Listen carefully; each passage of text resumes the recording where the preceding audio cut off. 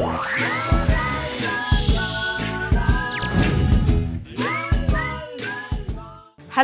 இன்றைக்கி பார்த்தீங்கன்னா ஹேர் ப்ராப்ளம்ன்றது ரொம்ப பெரிய ஒரு ப்ராப்ளமாக இருக்குது. அதாவது முடி கொட்டினாலும் முடி வளர்றது ரொம்ப கஷ்டமாக இருக்குது.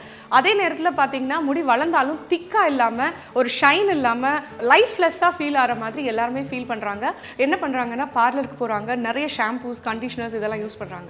சொல்யூஷன் வந்து நம்மள ஃபுட்லேயே இருக்குது அப்படின்றது எல்லாருக்கும் தெரிஞ்ச விஷயம்தான். ஆனால் நம்ம அதை கேர் எடுத்துக்கிறது இல்லை.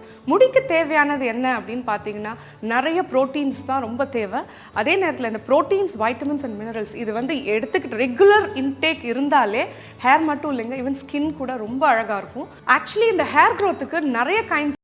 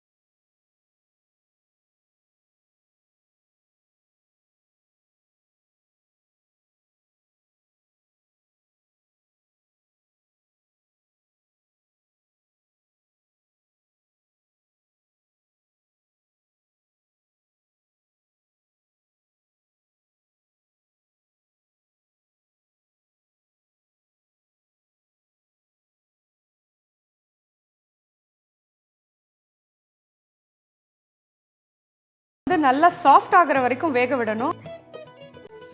ஸோ சேமியா வந்து நல்லா சாஃப்டாக வெந்துருச்சு. இதை வந்து நம்ம வடிகட்டிக்கலாம்.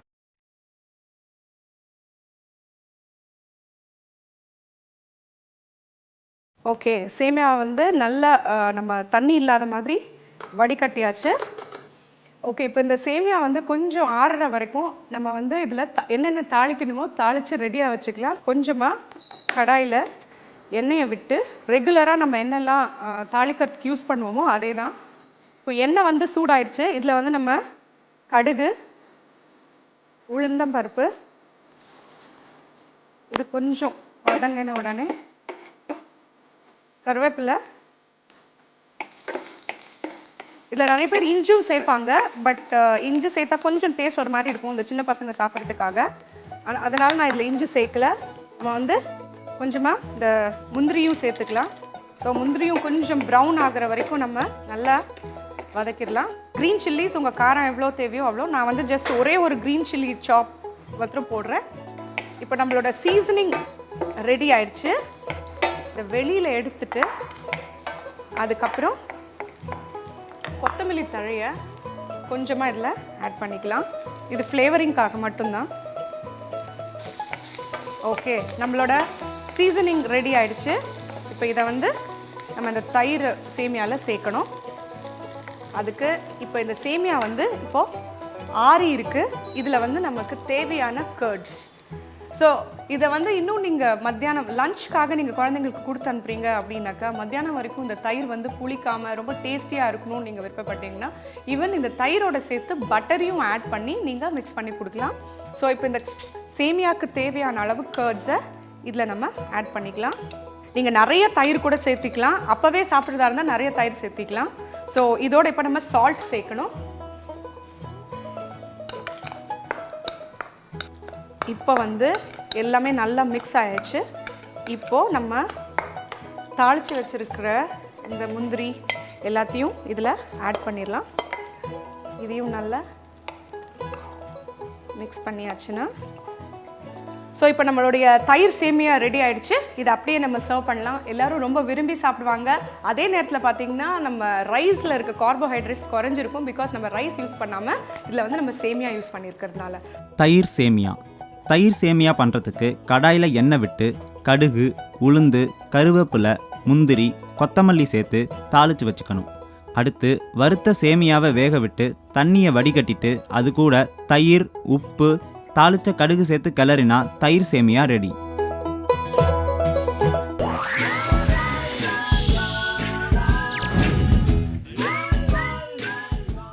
நம்மளுடைய அடுத்த டிஷ் வந்து ப்ரோட்டீன் ரிச் ஃபுட். ப்ரோட்டீன்னாக்கா நிறைய வேஸ் இருக்குது நம்ம அந்த ப்ரோட்டீனை வந்து நம்ம பாடிக்குள்ளே எடுக்கிறதுக்கு.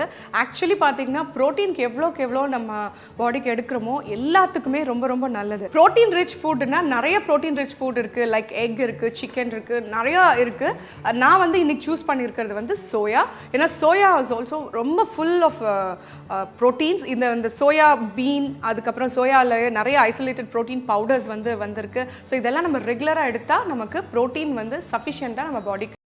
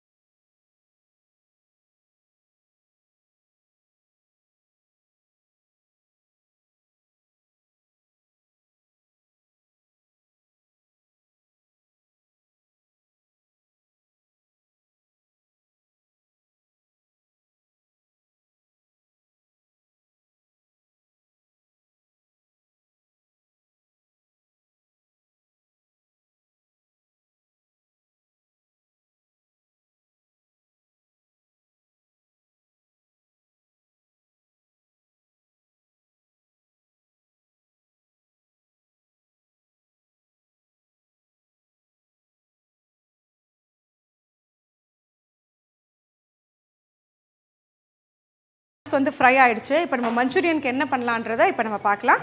ஸோ நம்ம மஞ்சூரியனுக்கு தேவையான அந்த சாஸை நம்ம ரெடி பண்ணிக்கலாம். இதுக்கு நம்மளுக்கு வந்து வினிகர், அதுக்கப்புறம் சோயா சாஸ், அப்புறம் இந்த tomato and red chilli paste இதெல்லாம் நம்ம எடுத்துக்கலாம். ஸோ சோயா சாஸ் போட்டாச்சு. இப்போ வினிகர் கொஞ்சம் போட்டுக்கிறேன். தென் நம்மளோட இந்த டொமேட்டோவும் ரெட் சில்லியும் சேர்ந்த பேஸ்ட் நம்ம இதில் ஆட் பண்ணிக்கலாம். ஸோ இதோட வந்து நம்ம என்ன பண்ண போகிறோம்னா லைட்டாக சுகர் ஆட் பண்ணிக்க போகிறோம். சைனீஸ் டிஷ்ஷஸ் எல்லாம் பார்த்தீங்கன்னா கொஞ்சம் ஸ்வீட் அண்ட் புளிப்பு அண்ட் சார் இந்த டேஸ்ட்டில் தான் இருக்கும். ஸோ நம்மளுடைய இந்த சாஸ் வந்து ரெடி ஆயிடுச்சு. ஸோ இப்போ வந்து நம்ம இந்த மஞ்சூரியனுக்கு தேவையான தாளிக்கிறதெல்லாம் நம்ம செஞ்சுக்கலாம். ஓகே, இப்போ இந்த கடாயில் வந்து நம்ம எண்ணெயை விட்டு, எண்ணெய் வந்து நல்லா ஹீட் ஆகிடுச்சு. இப்போ இதில் வந்து நம்ம கட் பண்ணி வச்சுருக்க ஜிஞ்சர், அது கூட பூண்டு, இது நல்லா வதக்கிக்கலாம். ஓகே, இப்போ வந்து நம்மளோட இந்த இஞ்சி பூண்டு நல்லா வந்து வதங்கிருச்சு. இந்த நேரத்தில் நான் வந்து வெங்காயம் நறுக்கி வச்சுருக்கேன். அந்த வெங்காயத்தை இதில் ஆட் பண்ணிடலாம். ஸோ இந்த வெங்காயம் கூட நல்லா சாட் ஆகணும். அதுக்கு கொஞ்சமாக உப்பு சேர்த்துக்கலாம். ஆல்ரெடி சோயா சங்க்ஸ்லேயும் உப்பு இருக்குது. இதை வந்து ஆனியனை வந்து சாட் பண்ணுறதுக்காக நான் வந்து கொஞ்சமாக சால்ட் ஆட் பண்ணியிருக்கேன். இப்போ இந்த வெங்காயம் நல்லா வதங்கிக்கிட்டே இருக்கும் பொழுது நமக்கு தேவைக்கேற்ப இந்த க்ரீன் சில்லிஸையும் ஆட் பண்ணிக்கலாம். இந்த க்ரீன் சில்லிஸ் கூட கொஞ்சம் கலர் மாறுற மாதிரி உங்களுக்கு தெரியும். அந்த நேரத்தில் வந்து நம்ம மிக்ஸ் பண்ணி வச்சுருக்க இந்த சாஸையும் நம்ம ஆட் பண்ணிடலாம். இந்த சாஸ் தான் உங்களுக்கு கரெக்டான அந்த ஒரு டேஸ்ட் கொடுக்கக்கூடிய ஒன்று. ஸோ அதுவும் கொஞ்சம் வதங்கின உடனே நம்ம ஃப்ரை பண்ணி வச்சுருக்க இந்த சோயா சங்க்ஸை இதில் நம்ம ஆட் பண்ணிடலாம். ஓகே, இப்போ வந்து நம்ம எல்லாமே இதில் ஆட் பண்ணியாச்சு. நம்ம சோயா சங்க்ஸையும் இதில் ஆட் பண்ணியாச்சு. இப்போ இதில் லைட்டாக நம்ம தண்ணி தெளிச்சுட்டு உப்பையும் சேர்த்து ஒரு நிமிஷம் அளவுக்கு மூடி எடுத்தோம்னா நம்மளோட சோயா மஞ்சூரியன் ரெடி ஆகிடும். சோயா மஞ்சூரியன் பண்ணுறதுக்கு வேக வச்ச சோயாவில் மைதா, சோள மாவு, இஞ்சி பூண்டு விழுது, உப்பு சேர்த்து ஊற வச்சு வறுத்து எடுத்து வச்சுக்கணும். அடுத்து பவுலில் soya sauce, vinegar, chilli paste, சர்க்கரை சேர்த்து மிக்ஸ் பண்ணி வச்சுக்கணும். இப்போது கடாயில் எண்ணெய் விட்டு இஞ்சி பூண்டு வெங்காயம் உப்பு பச்சை மிளகாய் கலந்து வச்ச சாஸ் வறுத்த சோயா கொத்தமல்லி சேர்த்து கிளறினா சோயா மஞ்சூரியன் ரெடி. நம்மளோட 2 ரெசிபியும் ரெடி ஆயிடுச்சு. ஹெல்த்தியாக சாப்பிடுங்க, ஹாப்பியாக இருங்க.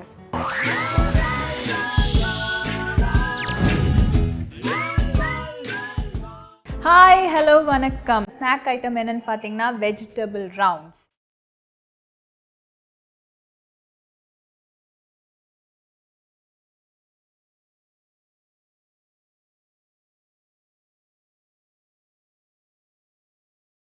அதுக்கு நம்ம ஃபஸ்ட்டு வந்து காலிஃப்ளவர் எடுத்துப்போம். காலிஃப்ளவரை வந்து ரொம்ப சின்ன சின்ன பீசஸாக நம்மளுக்கு கட் பண்ணி வச்சுக்கணும். அதே மாதிரி எல்லா வெஜிடபிளும் நம்ம அதில் யூஸ் பண்ண போகிறது வந்து காலிஃப்ளவர், கேரட், அது மாதிரி கீரை, அதுக்கப்புறம் நம்ம யூஸ் பண்ண போகிறது கார்ன். இது எல்லாமே வந்து எந்த காய்கறி நீங்கள் யூஸ் பண்ணாலும் ரொம்ப சின்ன சின்ன பீசஸாக கட் பண்ணால் தான் நம்மளுக்கு வந்து ரவுண்ட் பண்ணதுக்கு ரொம்ப ஈஸியாக இருக்கும்.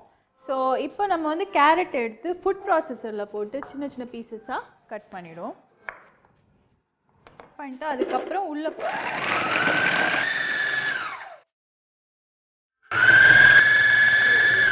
அப்புறம் நம்மளோட பாலக்கும் ரெடி ஆகிடுச்சு. ஸோ எல்லாமே ஒரே ஷேப் அண்ட் கன்சிஸ்டன்சியில் இருக்கனால நம்மளுக்கு ரவுண்ட்ஸ் வந்து ஈஸியாக வரும். ஸோ நெக்ஸ்ட்டு வந்து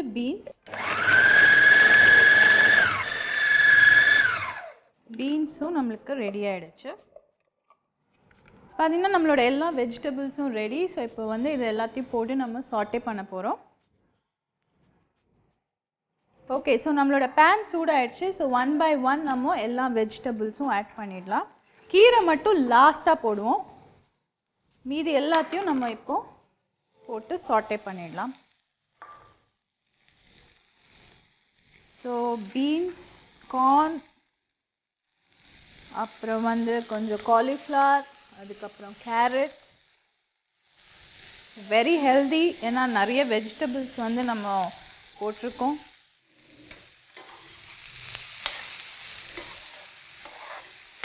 கொஞ்சம் லைட் ப்ரௌன் ஆற வரைக்கும் மட்டும் இதை சாட் பண்ணால் போதும். ஸோ நம்மளோட வெஜிடபிள்ஸ்லாம் லைட் ப்ரௌன் சாட் ஆகிடுச்சு. ஸோ நம்ம வந்து இப்போ கீரை ஆட் பண்ணிவிடுவோம். கீரை மட்டும் லைட்டாக குக் ஆகிற வரைக்கும் வச்சுட்டு அதுக்கப்புறம் நம்ம கொஞ்சம் பொடி ஆட் பண்ணிடலாம். ஸோ இது வந்து டீ டைம் ஸ்நாக்கு ரொம்ப பெஸ்ட்டாக இருக்கும். கொஞ்சம் உப்பு, அப்புறம் பெப்பர். காரத்துக்கு நம்ம பெப்பர் தான் யூஸ் பண்ணுறோம். அதுக்கப்புறம் கொஞ்சம் ஆரிகானோ. ஓகே, எல்லாத்தையும் போட்டு மிக்ஸ் பண்ணிடலாம். ஸோ இன்னும் நம்மளோட திக்னஸ் இன்னும் வரல. ஸோ அதுக்கு வந்து அடுத்தது ஆட் பண்ணக்கூடிய இன்க்ரீடியன்ட் தான் அதுக்கு திக்னஸ் வந்து கொடுக்க போகுது, கொஞ்சம் ரவா. ஸோ இதுக்கு வந்து நம்ம ஒரு 1/2 கப் எடுத்துகிட்டு போட்டுடலாம். அப்புறம் கொஞ்சம் தண்ணி.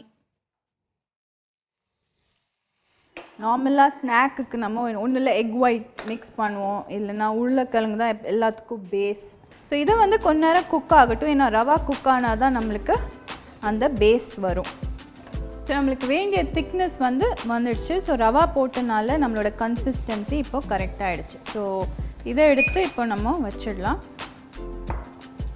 மீன்வாயில் நம்மளுக்கு வந்து கொஞ்சம் ஹாட் வாட்டர் தேவைப்படும். அதனால் தண்ணி எடுத்து நம்ம பாயில் பண்ணுறதுக்கு வச்சிடலாம். அதுக்குள்ளே நம்ம இதை ரவுண்ட்ஸை வந்து ரெடி பண்ணிடுவோம்.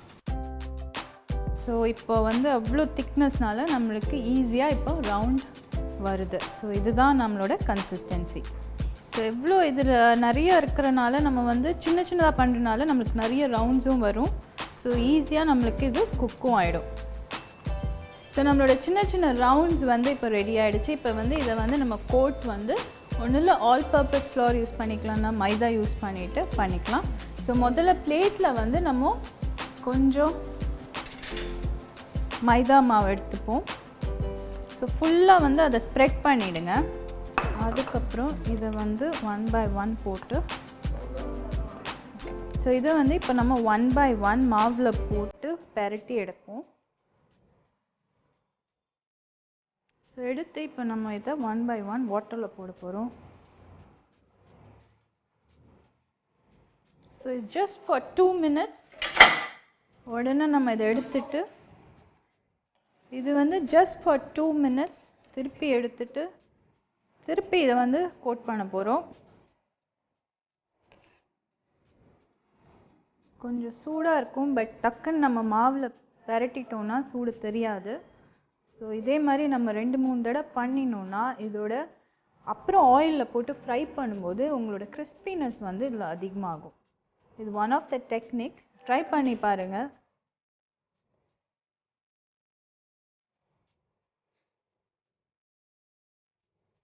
பார்த்திங்கன்னா ஆல்ரெடி நம்மளுக்கு மாவு வந்து ஏற்கனவே ஒட்டின மாதிரி இருக்குது. ஸோ இதுதான் நம்மளுக்கு தேவை இதில்.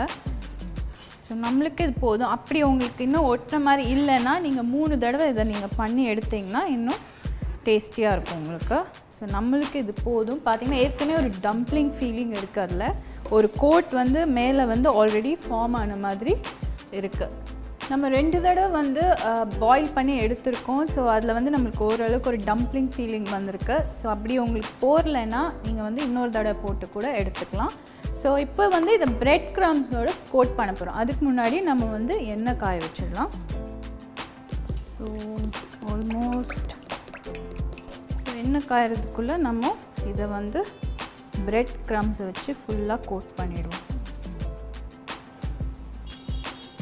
ஸோ இது ஒரு டிஃப்ரெண்ட்டான மெத்தட் இன்றைக்கி பார்த்துருக்கோம். பட் நீங்கள் இதை பண்ணி பார்த்தா தான் உங்களுக்கு இதோட டேஸ்ட் தெரியும். இல்லைனா ஈஸியாக நம்ம எல்லாத்தையும் பெரட்டி டக்குன்னு எண்ணெயில் போட்டு எடுத்துருவோம். பட் இது ரொம்ப ரொம்ப டிஃப்ரெண்ட்டாக இருக்கும். ஏன்னா உள்ளே ஆல்ரெடி ஒரு கோட் நம்மளுக்கு அப்படியே ஃபார்ம் ஆகிருக்கு. ஸோ இதை அதுக்கு மேலே நம்ம பிரெட் கிரம்ஸ் போட்டு ஃப்ரை பண்ணோன்னா very crispy and very tasty. எண்ணெய் நல்லா சூடாயிடுச்சு நம்மளுக்கு. ஸோ 1 by 1 நம்மளோட பிரெட் கோட்டட் ரவுண்ட்ஸை வந்து டிப் பண்ணிட போகிறோம். சூப்பர். ஸோ பார்த்திங்கன்னா போட்ட உடனே நம்மளுக்கு வந்து எப்படி வந்து ப்ரௌனாகவும் கிறிஸ்பியாகவும் ஆகிடுச்சு. ரொம்ப நேரம் வைக்க வேண்டாம். டக்குன்னு எடுத்துகிட்டு நம்ம சர்வ் பண்ணுறதுக்கு வச்சிடலாம். ஸோ இது சாப்பிட்டு பார்த்தா தான் இதோட கிறிஸ்பினஸ் உங்களுக்கு தெரியும். வெஜ் ரவுண்டு பண்ணுறதுக்கு பேனில் எண்ணெய் விட்டு முட்டைக்கோஸ், பட்டாணி, சோளம், பீன்ஸ், கேரட், பாலக்கீரை, உப்பு, மிளகு, காஞ்ச கற்பூரவள்ளி, ரவை, தண்ணி சேர்த்து கிளறி வேக விடணும். வெந்ததும் உருண்டை பிடிச்சு மைதா மாவில் புரட்டி வெந்நீரில் போட்டு எடுத்து வச்சுட்டு மறுபடியும் மைதாவில் புரட்டி வெந்நீரில் போட்டு எடுத்து பிரெட் தூளில் புரட்டி எண்ணெயில் வறுத்து எடுத்தால் வெஜ் ரவுண்ட் ரெடி. ஸோ நம்மளோட டெலிஷியஸான கிறிஸ்பி அண்ட் க்ரன்ச்சி நம்மளோட வெஜிடபிள் ரவுண்ட்ஸ் வந்து ரெடியாக இருக்குது. ஸோ பார்த்திங்கன்னா நம்மளுக்கு கோட்டிங்கே ரொம்ப பியூட்டிஃபுல்லாக வந்திருக்கு. இதை டெஃபினட்டாக ட்ரை பண்ணும். 2 கோட்டிங் கொடுத்துருக்கோம். ஒன்று வந்து மாவில் பண்ணியிருக்கோம், ப்ளஸ் பிரெட் க்ரம்ஸும் ஆட் பண்ணியிருக்கோம். ஸோ இது வந்து ரொம்ப டிஃப்ரெண்ட்டான டெக்னிக் அண்ட் மெத்தடில் இன்றைக்கி பண்ணியிருக்கோம். ஸோ ட்ரை பண்ணுங்கள். Evening snack best item. So அதுவும் வெஜிடபிள், ஃபுல்லாக வெஜிடபிள் போட்டு பண்ணியிருக்கோம். இதே மெத்தடில் நீங்கள் வேணால் வெறும் உருளைக்கிழங்கு போட்டும் நீங்கள் இது வந்து ட்ரை பண்ணலாம். ஸோ எந்த வெஜிடபிளாக இருக்கட்டும், பட் ரொம்ப டேஸ்டியாக வரும் உங்களுக்கு. ஸோ ட்ரை பண்ணுங்கள். See you next time.